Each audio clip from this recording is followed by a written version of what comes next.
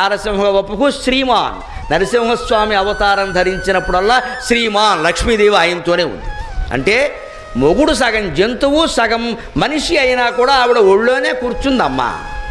మా ఆయన ఏమిటో ముసలాడు అయిపోతున్నాడు, తెల్ల జుట్టు వస్తుంది, రంగేసుకోమంటే వినడు. ఇలా అనకూడదమ్మా, వేసుకోడు. అసలు సగం మంది మొగాళ్ళు జుట్టుకి రంగే ఎందుకు వేస్తారంటే ఆ ఆడాళ్ళకి నచ్చదేమో అని వేస్తారు, లేకపోతే వెయ్యరు వాళ్ళు.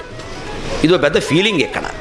అందులో చాలామంది మొగాళ్ళకి పెళ్ళానికి నచ్చడం ముఖ్యం కాదు, ఊళ్ళో వాళ్ళకి నచ్చడం ముఖ్యం ఇక్కడ.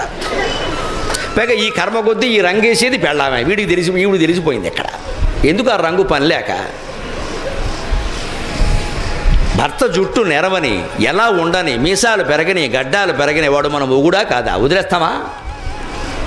ఆయన మత్స్యావతారంలో ఉన్న, కూర్మావతారం తాబేలుగా ఉన్న, చేపగా ఉన్న, చివరికి వరాహ అవతారం వరాహ లక్ష్మీ నృసింహస్వామి పంది ఆకారం అండి. లక్ష్మీదేవి అక్కడే ఉందండి.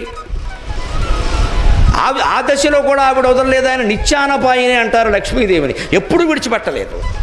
ఆయన ఏ అవతారం ధరించని, నువ్వు పంది వేషం వేసావు, నాకు నచ్చలేదు, సాటి పేరెంటాళ్ళ మధ్యలో ఇబ్బందిగా ఉంది, ఐ డోంట్ లైక్ అనలేదు లక్ష్మీదేవి.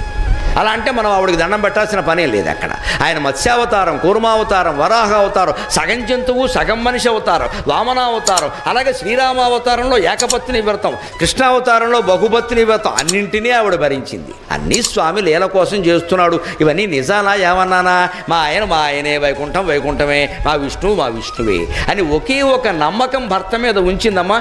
నారసింహ నమః, అచ్యుతాయ నమః. ఆయన చ్యుతి లేనివాడు కాబట్టి ఎన్ని వేషాలైనా వేస్తాడు. చ్యుతి అంటే నాశనము, తగ్గిపోవడం. అచ్యుతాయ నమః, చ్యుతి లేదు ఆయనకి. అసలు స్థితి నుంచి జారిపడ్డు, విష్ణు స్థితి నుంచి జారిపడ్డా ఆయన కాబట్టి వేషాలన్నీ నేనే వేస్తాడు. నారసింహాయ నమః, అచ్యుత